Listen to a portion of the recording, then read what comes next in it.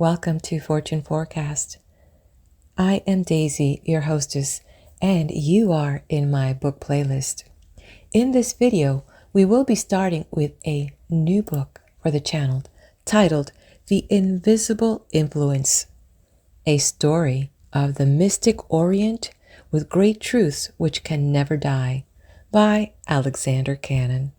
If you're new to my channel, welcome, and to our subscribers, welcome back. If you'd like to get started with the reading, go to the description and hit the timestamp. Otherwise, stay here a minute as I give a little bio on this author. James Alexander Cannon, born August 4th, 1896, and died on March 18th, 1963. He was a British psychiatrist, occultist, hypnotist, and author. He became well known in the 1930s for his occult writings and claims and his influence on King Edward VIII. He was born in Leeds, England, and educated at Leeds, London, Vienna, Hong Kong, and several other universities, receiving both an MD and PhD. Later, he trained in various Eastern spiritual disciplines, acquiring titles as Kusho Yogi of Northern Tibet and Master the Fifth of the Great White Lodge of the Himalayas. In Hong Kong in the late 1920s and early 30s, he became vice president of the Hong Kong Medical Society. He studied occultism and yoga and traveled in India, China, and Tibet.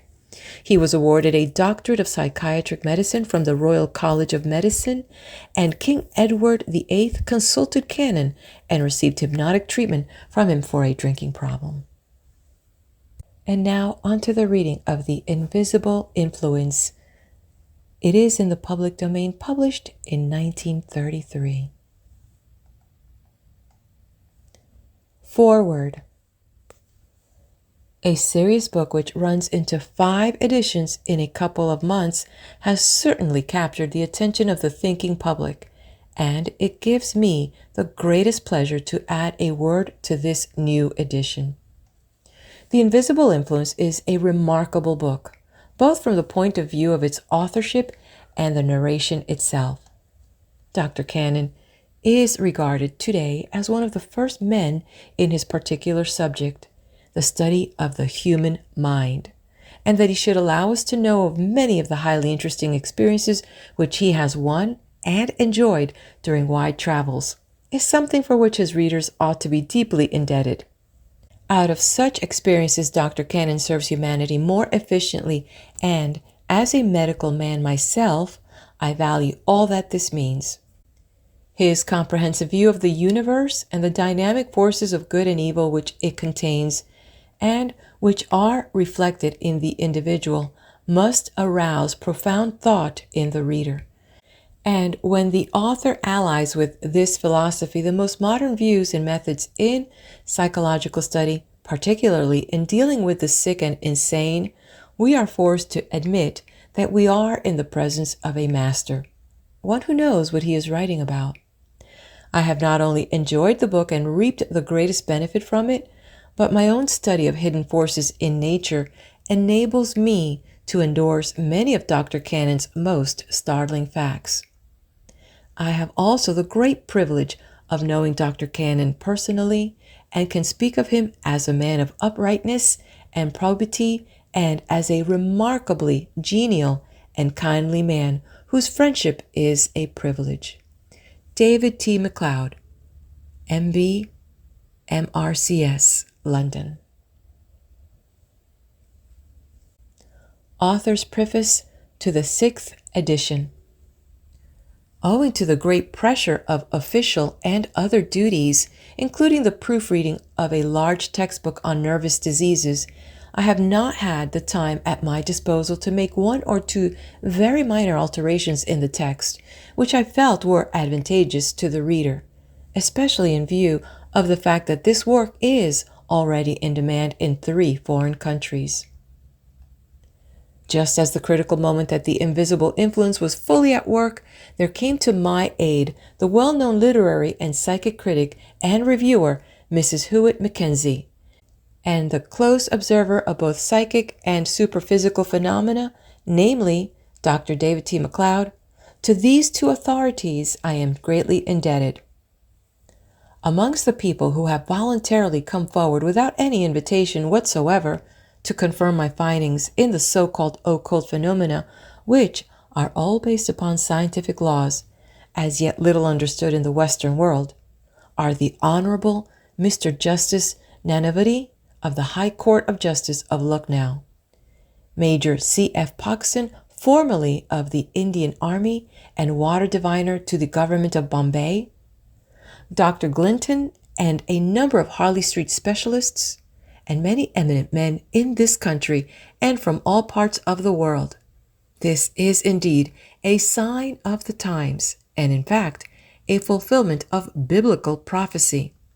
The philosophy of Christ Jesus, the Yogi Nazarene, is the best for the European world, as is the philosophy of Buddha, the Yogi Prince, for the East, and the philosophy of Confucius, the Yogi for China. All are the sons of God, made in His image, to give to the different parts of the great wide world a message of hope, of success in life, of peace, and of the secret of life itself. This is a book with a message. Signed, Alexander Cannon. Preface. This book has been written to prove that there exists in this mighty world in which we live an invisible influence that rules our daily lives. That influence can be for good or for evil, according to our desire. In order to bring forcefully home this truth, the mysteries of the East and the Far East have been fully explored in a long tour which was made, as it were, in search of the Holy Grail, more ancient than any known to history.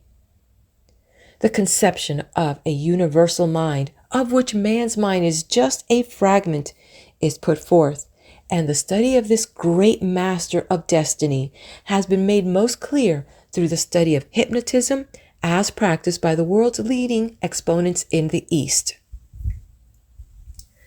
Great Britain owes to Alexander Erskine the serious introduction of hypnotism to the medical profession and its practical adaptation as a scientific study and a therapeutic agent far superior to any of our drugs.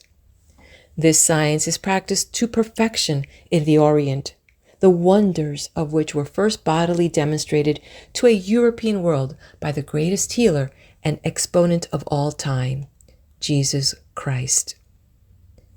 In the East, the yogis are the great exponents and past masters in the art. There it is used to an extent almost beyond our ken, in genuine clairvoyance, telepathy, and healing or destroying of life at a distance, which only those who have witnessed such mighty facts can adequately appreciate. That black magic does exist, these pages bear testimony by eminent men, including at least one judge of the High Court of Justice, and the biblical doctrine of the demonistic theory of insanity would appear to be more scientific than our lip service psychology of today. The withering of the fig tree was no imagination of the historical writers of old, but is an art practiced today in the outlying villages of real India by the yogi, who, after attaining powers over the lives of plants and trees, learns the psychic rules that govern the lives of animals and, having perfected himself to these, finally turns his unceasing attention in the mastery of human beings for the benefit of mankind.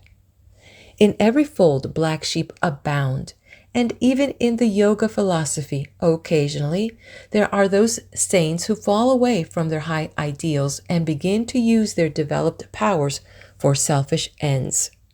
This is the birth of black magic, in which by the evoking of evil powers, whether imaginary or real, they can, in their supreme act of destruction, even destroy life itself. Much as the materialist may be disposed to laugh in his ignorance at such ideas, seeming to him to savor almost of medieval times, let him be warned lest, like a fool, he heed not the warnings of advancing science to be alert to the invisible influence of nature and nature's creatures which are daily influencing our lives for good or evil by this master of destiny. The invisible influence that carries us on through this brief earthly life of ours, which is no more than a mere preparation for the greater world to come, the truth of which is demonstrated in these pages. New light is thrown upon many hitherto vaguely understood passages of Scripture. A new conception of God is given, as well as of the devil. The real levitation phenomena is described with historical evidence of the transportation of the body from one place to another over incredible distances in the twinkling of an eye. The true meaning of the kingdom of heaven is made unmistakably clear. Telepathy as a national asset is proved also through the pages of history. It is shown that the power of the mind of man transcends all else in the world. Knowledge is power. Therefore, whosoever desireth wisdom, let him put himself into that condition in which he knoweth nothing, and read about the invisible influence, the master of destiny. Then he shall have wisdom more abundantly, but not until then will he receive it. Mind telepathy was the first telegraph and telephone service on our Mother Earth. Wishing is not attainment unless you add to it purpose.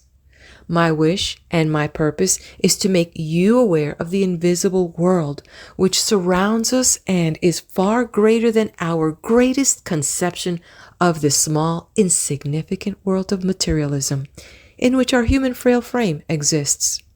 Had there not been such an one as Erskine, this work would never have been written, for it was many years ago, while first listening to and making notes of his brilliant expositions, at that time full of suggestion and masterly in style, that I was encouraged to pursue the study of these most fascinating phenomena and the deep truths of life which they teach us.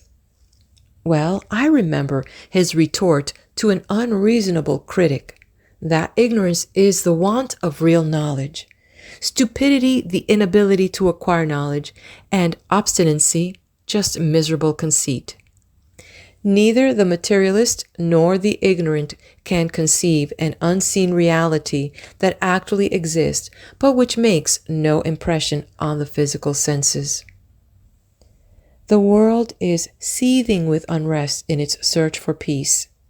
Herein will be found the way to peace, to truth, and to life itself. Remember that miserable conventionality is a power that dwarfs intellect and is the mother of nonentity. For a specialist in mental diseases not to be conventional is to some an unpardonable crime. Let me assure my critics that I fear no man, for fear is the proof of a degenerate mind. For them to say impossible to any of my remarks, may I remind them of the words of Napoleon? Impossible is the adjective of fools. A small mind is obstinate. A great mind can lead and be led. Therefore I say, be prejudiced by no man. Believe in the mind and its possibilities. In delving into the knowledge of the hitherto unknown, may I remind you to render unto Caesar the things that are Caesar's, and unto God the things that are of God. You will then not get into difficulties or become mentally unbalanced in the acceptance of such new ideas. All things we see are only mind in form and substance, the evidence of the unseen invisible mind, the creative power and influence which is God Almighty. Signed, Alexander Cannon, London. Chapter 1. Influence and Power. Influence. That word of 9 letters carries a potency so terrible that kings reel off their thrones, armies stand aghast before its pitiless command, electrified as it were into obedience. And all this effect is produced by the power of one man's influence over another. History has recorded many instances of such men and women who dominated all their influence. What is this subtle, intangible power which affects men's relationship with man? It is the power to rein in 1,000 horses whilst permitting one to be the dominant leader and guide until all the rest of the 1,000 are in mental harmony with the lead. The science of hypnotism and the art of telepathy, the master of destiny, date back more than 3,000 years. The Aryan Hindus devoted centuries to unraveling the secrets of the control of the human mind. And to divulge those secrets meant more than the forfeiture of life itself. They realized that human intelligence is frail and finite, but life infinite. That to be forewarned is to be forearmed. They knew that every moment of one's life has to be accounted for, that they must lean on no one, yet not stand aloof, that rust destroys more than use. Their philosophy was, and is, one of deeds, not words. They understood that impossible is the adjective of fools. Fear is the proof of a degenerate mind. Speech is silvern, silence is golden. That one must be master of his own faculties and slave to none of his desires. That as a man thinketh in his heart, so will he become, and that every action is the result of a preconceived idea. They taught that a great character founded on the living rock of principle is a fact, not a solitary phenomenon, to be at once perceived limited and described. It is a dispensation of providence designed to have not merely an immediate but a continuous, progressive, and never-ending agency. Such a character survives the man who possesses it and leaves its imprint not only upon the sands of time, but upon eternity. These Hindu adepts were a cultivated sect when Western people were almost barbaric. Music and all the refinements of taste, architecture, and the like were in exquisite development when England was ruled by the Boudica and had the Druids as the heads of their religious faith. These adepts of a Hindu religious sect not only knew the secrets for the government and control of the mind of man, but they also held sway over the animal kingdom. They used the sleep state of hypnosis in serious cases of palsy or paralysis, although most of their work was, and is, among their descendants today, performed without sending the subject to sleep. The adepts now, as of old, first hypnotize themselves and whilst in that state communicate with their subject's unconscious mind by telepathy and so cause any hallucination, illusion, or delusion they think fit to suggest. They are very powerful, and their words extend from the north to the south and from the east to the west. These great wise men of the East know that a stream of consciousness embraces unknown powers. In England, real hypnotism can claim but few followers. They are indeed masters of the mind of man and can use hypnotism in the waking and sleeping states to a degree that is indeed uncanny. We are taught that it is extremely doubtful whether the persons who think most, that is, those who have most conscious thoughts passing through their minds, do the most mental work. The sage tells us that the tree we plant grows while we are sleeping. So be it with a new idea that is planted in a real thinker's mind. It will grow when he is least conscious of it. An idea in the brain or mind is not a legend carved on a marble slab. It is an impression made on living tissue, which is the seat of active nutritive processes. Will not the initials I carved in the bark of the tree increase from year to year with the growth of that tree?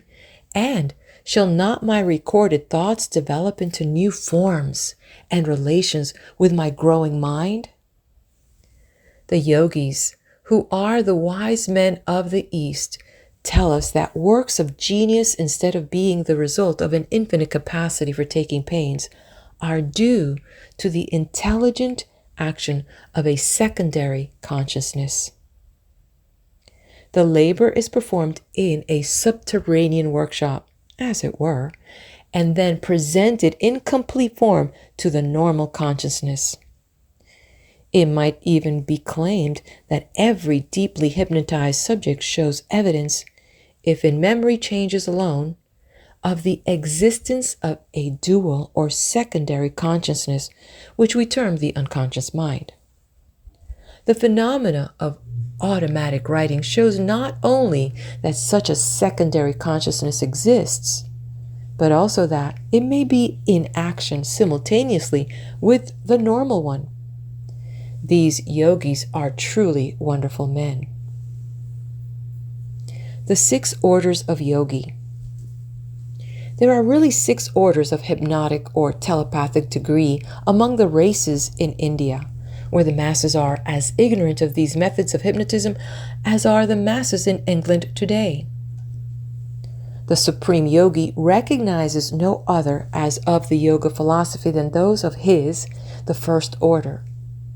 Beyond that, some of the orders are stages in the learning of the great secret of life. One of the 6 orders is a sect that performs the lower kind of hypnotic work, namely the theatrical, where they hypnotize whole audiences collectively and exhibit the rope trick. The faker, pronounced fakir, stands on the stage or in the mist with a red rope in his hand and throws it above his head with the audible suggestion that he will climb it and disappear from the sight of the onlookers. This act has been seen and vouched for more than 1,000 times. Photography is our one proof that the whole thing is a mere visual hallucination, if it can be accepted that it is so, because the camera records no such feat. It is an extremely difficult effect to produce in the West, as in the hot climates the cortex of the brain is much more passive and the unconscious mind consequently easier to deal with. The hallucinations and the illusions which can be effectively produced in the East by the adepts are so amazing that it is little wonder that Orientals are superstitious. Let me tell you this story. A famous judge, whom I know well, assures me that whilst traveling home one night in his spacious car, as he came to a small bridge over which it had to pass, he saw, as did the other occupants of the car, a great fire rise up in front of them, and although the temperature was well over 100 degrees Fahrenheit, every member of that party began to shiver, just as if they had suddenly plunged into an icy region. The driver of the car was brave, however, and stepped on the gas. It seemed as if, momentarily, the car would not pick up speed. He then suddenly switched on his headlights, whereat the fire died down and the feeling of cold passed away. Not one of the party ever touched alcohol, and none of them were in the least credulous. Yet this phenomenon appeared without warning or suggestive allusion. Afterwards, it was ascertained that the black magicians, whom we shall visit soon, had cast a spell upon this bridge, and it was only the light that by its brilliance had been able to dispel the magicians of darkness. The Hindu belief that light will always disperse the workings of evil may not necessarily be founded on other than fact. In Great Britain, we are too materialistic, far too incredulous, to appreciate half the wonders of the world, of the vast unseen around and about us. Mighty is its influence, that invisible influence which controls us whether we like to admit it or not. The Western worlds of hypnotism and telepathy, good as they are, in no way equal those of the Aryan Hindu masters, who told all the secrets ever discovered by man with regard to the control of the mind of another. Compared with these great adepts, we are but children in our knowledge of the human mind. Listen to the story of Professor X. For years I had known this distinguished gentleman, who to the outer world was just an ordinary man. For these sages aim at avoiding anything spectacular, do nothing for the sake of show, but only for the good of mankind. Daily he went about his work teaching his students, while in the evenings, in the manner of an ordinary man, he would visit the theater and talkies, for we have good talkies in the East and Far East, or go to dinners and dances.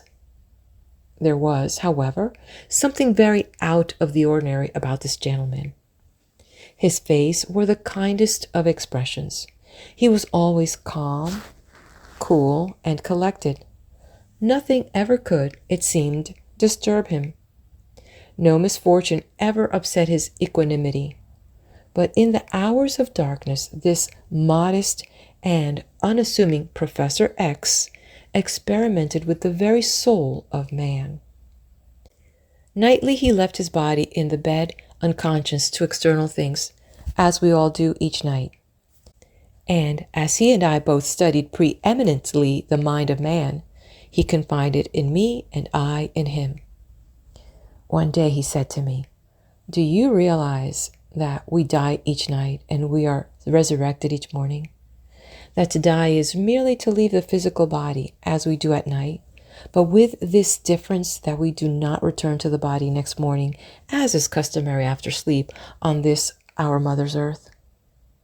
I admitted that I had not looked upon the transit of the soul in this light before. That is an arresting thought. Death is just the continuance of the sleeping state of our earthly bodies, whilst our mind goes on its every important journeys as it has done for many years each night when we have closed our eyes in sleep. But he went further and said,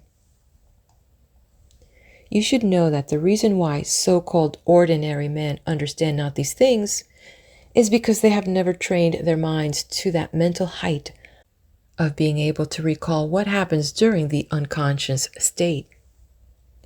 Most people can only experience this phenomenon by being hypnotized, the hypnotist being able to extract from the subject in that state of mind the workings of the real mind, which is eternal, never dies, but goes on living throughout the ages."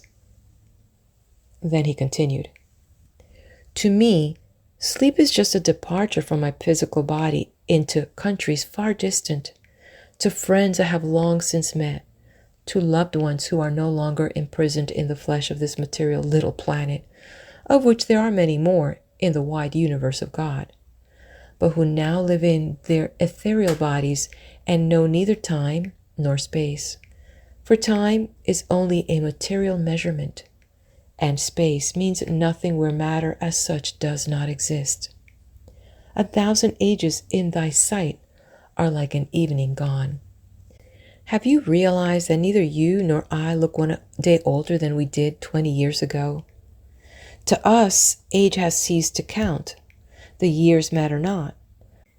I am now over 100 years old, but I dare not tell the multitude that, because they would come miles to gaze upon me with wonder, for I look not a day more than 40 years of age. How great are the secrets which one can learn through the mind of man, and reaching beyond that to the universal mind of God who knows all things." He then proceeded to demonstrate in secret to me his wondrous powers. Having first asked if I really believed that the great yogi of old, our Lord Jesus Christ, did make the fig tree wither away, and whether I would consider such an act a miracle today, he then proceeded to walk into a neighbor's vineyard, and at the bottom of this vineyard he came to an aged tree, which must have weathered some hundreds of years, and as he yet stood afar off thus addressed this tree: "Thou hast done well. Thou hast weathered the storms of life. Thou hast comforted and protected my soul. Now has thy time come to depart from this world of vanity and nothingness. Die now and come to life no more." To my amazement, the tree did immediately wither, and I was allowed to go up to it and examine its withered state, as were others. So be it. The miracles of the Bible are true today as they were in the days of old. The tree withered, and today in its place is but a piece of barren ground. No life whatsoever has taken root again on the spot where it stood so long. Photographs were actually taken of this miracle, and the camera recorded the withering of the tree. But even then, does this prove that the whole thing was not an ingenious illusion which even deceived the photographic plate? You say, "Oh, how absurd! Of course it must be an actual fact." May I remind you always that the mirror you look in produces an image of yourself which appears to be behind that looking glass. The camera cannot photograph that image, and the photograph looks real, and it appears to be a photograph taken of yourself, but it is not. It is but a photograph of your image, which is something which is not real and cannot be felt, and in fact is only imaginary. It appears to be behind the looking glass, yet I can prove to you that there is no image behind the looking glass, and that you see, as does the camera, what is not there. I mention this fact because it only helps us to throw new light on the possibility of the performance of miracles, but it also throws light on the ingenious ways in which the senses can be deceived.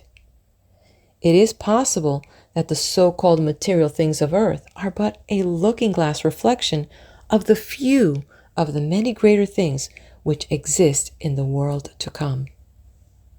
We shall return later to learn many things from the great master of the East, but let us pause at this point to investigate if there is really anything of account in black magic. Black magic. There are Eastern adepts belonging to the Order of the Left-Hand Path who practice black magic as known by Western powers. These clairvoyants can and do destroy life by concentration of their own will, without the aid of the hypnotist. Their bodies are immune from disease, and they often live, if they so desire, to an age far exceeding that of my friend previously mentioned. They die, as a rule, quite naturally at a great age from the wearing out of the physical body, as recorded in biblical times, 900 years being no exception. This was man's God-given heritage. Here upon earth, before he sought out many inventions, also poisons including alcohol, harmful to himself and to his fellow man. The black magicians of this Order of the Left-Hand Path can, and actually do, destroy life, as I have already stated, by a certain method of clairvoyance. The magician links his mind at a distance with that of his intended victim, and without any visible hypnosis whatever, causes an idea to enter the other person's mind, producing a vibration of thought which we call telepathy, a process which was well described in a work by Pythagoras in 562 BC. Mr. Justice of the High Court of Justice vouches for the accuracy of the story given below. A wife's husband lay sick of a fever and dying. This husband had a younger brother who would become heir to his elder brother's possessions. Seeing that in India a wife does not inherit her husband's belongings, but, after his death, is at the mercy of her relatives, the wife resented the idea of the younger brother displacing her. What steps could she take to avert this disaster? "This will I do," she said to herself. "I will go to the street of the black magicians at Surat, near Bombay. There I will inquire for the greatest of these adepts of black magic, or this Order of the Left Hand, and ask for help." She went on her way, on this errand of destruction. But it was so strange to see so respectable a person walking in this district that a large crowd was attracted, in which, incidentally, was the younger brother who happened to be passing that way. He followed the woman at a distance into the street of the invisible underworld where devils reign in all their glory. The young wife went to one house, knocked at the door, and asked, "Can you tell me where the chief of you all lives, sir?" The black magician pointed to a house a little lower down the street, across the road, and replied, "Yonder lives the master of the most powerful of black magicians. He can do with absolute ease what even we find difficult to accomplish. So, if it is anything of supreme importance, go to him and maybe he'll pay attention to your desires. Be gone." Having reached the house of the leader of this order of the left-hand path, the woman asked if the great man were in. Eventually she was shown into a room which was dimly lit, hot and stuffy, despite the fact that all the windows were wide open, so hot was the day. With steps that were slow but resolute entered this puissant one of the evil world, an uncanny look in his eyes that seemed as if they could pierce the very walls. Observing the woman, he said, "Woman, I take it that thou hast come to entreat me to take the life of thy younger brother-in-law, he to whom all thy wealth and power should go when thy husband dies on the morrow." The wife, much astonished, murmured, "But master, how knowest thou that this is my errand, and how art thou aware that my husband lies sick of a fever?" The black magician looked at her with a steady and disquieting gaze, until she would have given her all to escape out of this presence, but she was for the moment as one paralyzed. The sage then demanded in ringing tones, "Woman, have I not spoken correctly?" To which she replied, "Indeed, as though thou hast knowledge of all that was within my mind." The great master of the underworld then said, "Truly hast thou spoken. This mind is to me an open book. At any hour or moment that I please, can I read its contents, whether thou be here or far distant, for distant matters not. To me there is no time, no space. I travel through space 1,000 miles in the twinkling of an eye. I take no account of the ignorant, clumsy ways of those who know not of the mysteries of the invisible world above, or of that below to which I belong." The black magician then entreated her to cross his palm with 300 rupees, 20 pounds sterling, that he might feel the impulse to go and work the magic of magic. Again he spoke to her, "Thou still desirest in thine heart that I commit the supreme act, the act of death?" The young woman, this time almost hesitantly, said, "I do, sir." "Then I will evoke the angel of death this coming night, woman," said the magician, "and the morrow will find thy husband's younger brother also dead, as he, thy husband, will by that time be, having departed to another world, as yet unsighted by thee." Rejoicing at this promise, the young wife went on her way, and eventually arriving home, proceeded to make her plans for the future. It so happened that the younger brother, who had, out of curiosity, followed the crowd, managed to hide in the house where the great black magician lived.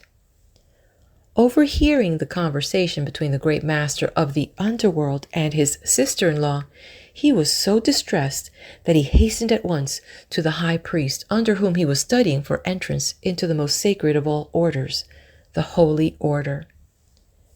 After a long wait, the high priest sent for the one whom he was initiating. He entreated him to reveal all that was worrying him so that he might come to his aid. Having learned the whole story, the great one of the unseen world above spoke with a voice so grave that even the atmosphere became disturbed. The walls shook, the floor did quake. The high priest admonished, "Thou must strictly observe all these my instructions. Not one minute point must thou neglect. One slip in the carrying out of these instructions, and thou wilt surely die. Therefore take heed, lest thou easily forget. Thou must dine well this coming evening, and having filled thy belly to thy full, thou shalt then go into the spare room where a fire must be lit and the floor overlaid with white sheeting. In the center of that room, a white tablecloth shall be spread as if for a feast. Around the tablecloth will be hung a rope, held there by stakes, and in the center thereof thou shalt kneel in meditation.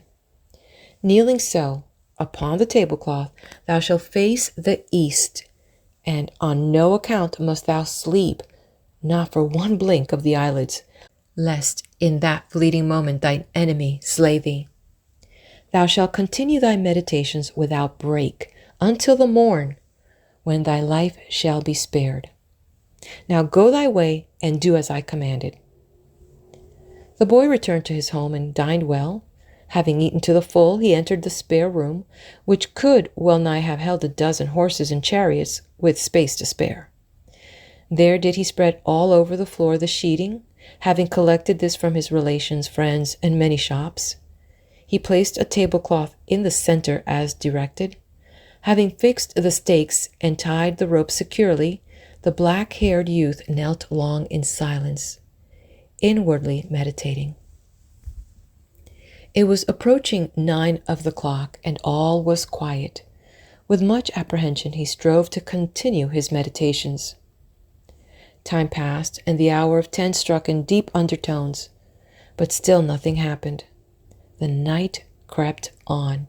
A lengthy pause between each second, it seemed to him, so slow did the hands of the clock move. 11 of the clock was reached, and still nothing had happened.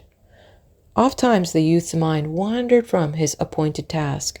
He questioned himself, I wonder, is there really anything in this, or is it just nonsense? Yet I remember a spell cast upon Perrin, yet again upon Pelou, and they fell under it. By what means will this great man of the underworld try to take my life? Oh, thou of the world on high, save me from the assault of all servants of darkness. The hour of midnight had passed, and he still meditated unharmed. Then, unexpectedly, as if from out the bowels of the earth, there appeared on the eastern side of the rope a black horse so large as to terrify the most brave, which beast did spit fire out of its mouth, and whose rider was clad in sable and carried a sword of flaming fire. The youth, frightened beyond speech, forgot completely those high thoughts on which his attention had been fixed. So awestruck was he at this chimera. The rider reined his horse nearer and nearer to his victim.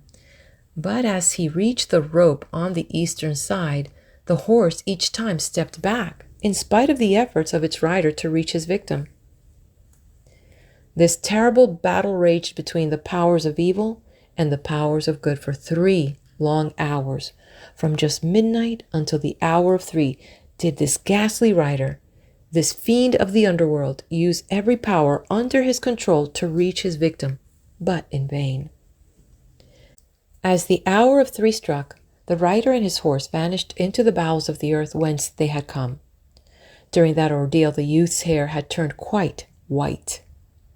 Though the enemy had departed, the youth, as commanded by the high priest, protracted his meditations until the sun had risen, when he realized that the great God had indeed spared his life, that the champion of the underworld had sunk back into the bowels of the earth whence he had emerged, and the victory had been given to the powers on high.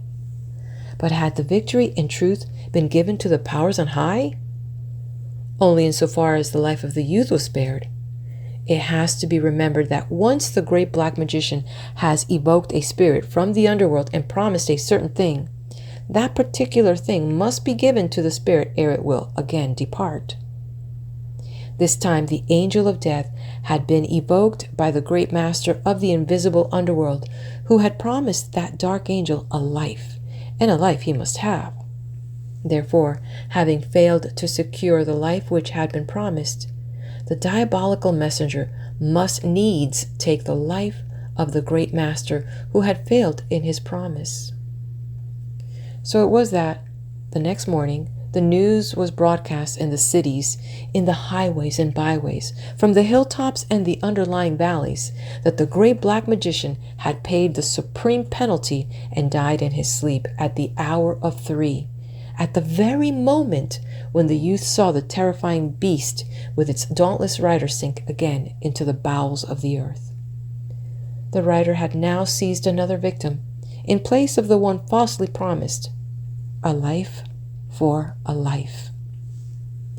The law was powerless in the matter, for this angel of death leaves no visible or detectable traces of his visit.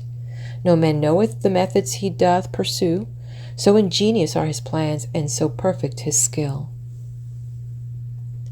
This angel of death, evoked by the ceremony of black mass and of black magic, acts under cover, as I have implied, leaving no trace of any physical cause. So to this very day these deaths remain unsolved, and their recurrence is a veritable nightmare to judges, coroners, and magistrates of the mystic East. This is but one of many such stories that could be told, upon good authority. Surely it makes one think, if one has the brains with which to think. Can we not now conceive of the devils referred to in the Bible, to the devils which were cast out of human beings and sent into the swine, so that the swine did drown themselves in their frenzy? Does this not further prove psychologically how immense is the power of thought for good or evil in the mind of man? How profound is the moral which can be learned from this lesson? He that hath ears to hear, let him hear. The black magician first starts as a type of yogi, who are in the first order of a noble sect, and indeed the saviors of the East. For was not our Savior, Jesus Christ, the Nazarene, the greatest of all yogis of his time? The initiate of true Eastern yogi first exerts his influence over plants, then upon trees, causing them to grow or wither at his command, by the mere framing of a thought. My friend, the High Court judge, informs me that he has witnessed the withering of trees many a time, as recorded in the scriptures. And incredible as this may seem to Westerners, it is a common practice in the outlying villages of ancient India. The camera has recorded the withering of the fig tree, for instance, which may disprove the hypnotic theory that holds good for the rope trick. The lesson of the mirror previously referred to must, however, not be forgotten. Have I not witnessed the same phenomena take place with the small trees that grow near Lhasa, within reach of the great Lama convent? India and Tibet can teach us more about psychology and the workings of the mind than any Freud, Jung, Adler, or the exponent of any other New Thought movement. During the Indian Mutiny, mental telepathy was in full force with these adepts, and the position of the English troops was known to them long before the electric wire had transmitted the information to those concerned. The government were baffled as to how this information was obtained, but the order of the left-hand path, and I, the order of the right-hand path, knew. They had in their grasp the master of destiny, the great invisible influence which makes kings reel on their thrones, before which armies stand aghast, so great is its power. Hypnotism is a very powerful form of telepathy, which might better be termed the psychic state. It is, as it were, the opening of the door into the library of the mind. But the dynamic power of the mind conveying knowledge or issuing a command through vibrations of thought force, transmitted on waves of ether to the unconscious mind of another, is the same power as conscious suggestion, differing only in degree from that force which puts a person into the hypnotic sleep, or produces the visual hallucination of the rope trick. The first is but a more subtle way of informing the mind at a distance. When I was on my travels through unknown China, where any white man was a sight for the native to behold, I learnt much from the apparent beggar who looked worthless and had little or nothing of this world's goods, but who had, I soon realized, much of the next world's goods, a comforting reflection. My usual baggage was 35 large trunks, as I carried most of my worldly possessions with me, fearing not bandits or robbers of any sort, as I had been taught how to cast a spell and to form an opinion at a glance. Also, space was of no consequence to me. On one occasion, 34 of my trunks arrived after a 7 days' journey by river, such as it was, and my brain had to ponder intently as to what had befallen one missing trunk marked 9. All my trunks being numbered in white paint, I sat down with an adept friend, and soon the trunk was located by us in an empty room at the old castle, which more than a week ago we had vacated. The next thing was to secure the trunk. Telegrams were unheard of in those parts. The post took not less than 10 days each way, as it traveled by land. A messenger could not cover the distance to and fro in less than 16 days by river, and I was anxious to continue my travels. There was one thing left for us to do, and that was to employ telepathy, and since my knowledge of the language was scanty, I left this operation to my friend. Within 10 minutes he passed into a trance state. When his body soon grew cold, his breathing apparently ceased, and the heartbeats could not be heard even with the stethoscope. Perspiration streamed down his forehead, and for 3 hours he remained in this death-like state. At the end of this time he groaned, twitched, muttered. Eventually he opened his eyes, and he looked somewhat exhausted. I revived him with a neat brandy and milk. Fully awake, he informed me that everything was arranged, that the missing trunk, number 9, would in 10 minutes be put on board a small junk and would arrive safely in not more than 8 days. And so it came to pass, as the sage had predicted.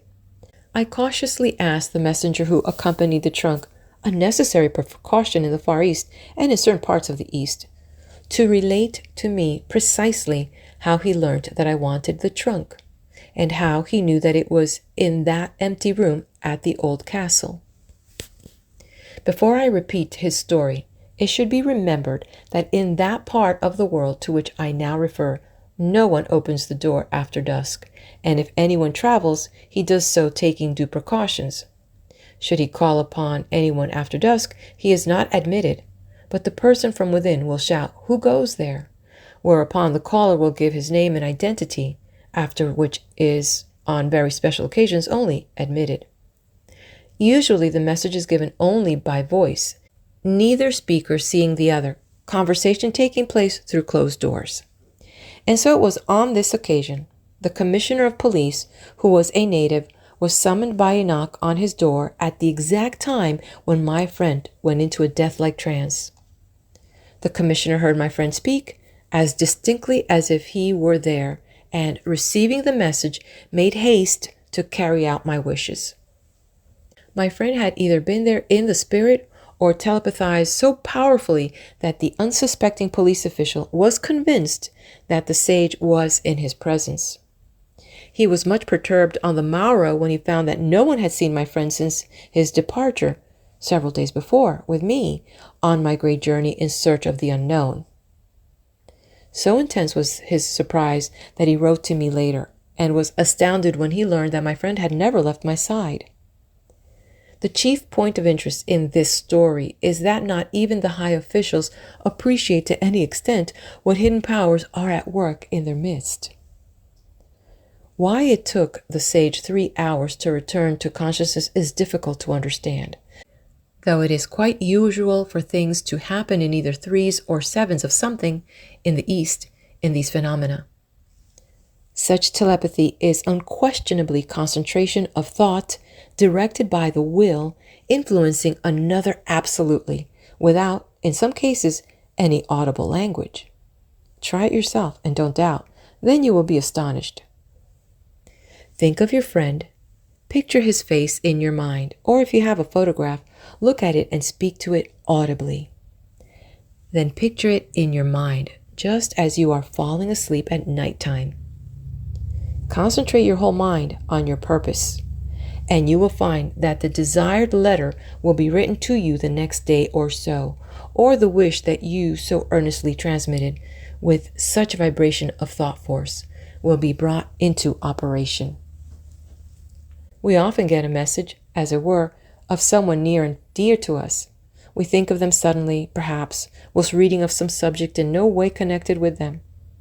It is in this state, when the conscious mind is occupied or passive, that we receive impressions from our unconscious mind. One evening we think casually of some friend. The very next morning we hear news from him or of him. Our thought vibrations traveled faster than the express train that carried the letter to us, their prompt reception having caused the sender to write to us. When I was discussing the subject with my friend, the sage, he remarked, "The fool understandeth not these things.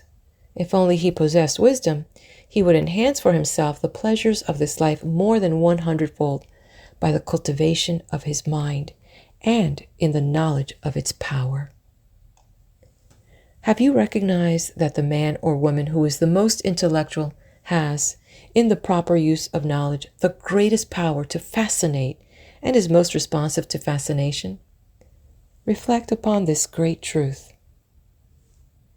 The order of the left-hand path does not employ passes or suggestion as we do, but by a fixed look and mental determining, its members affect the nervous centers so as to bring about what is termed the hypnotic or psychic state. End of chapter 1. Let's head over to the next video. If you haven't done so, hit that like button. Subscribe to the channel. Share it with your friends.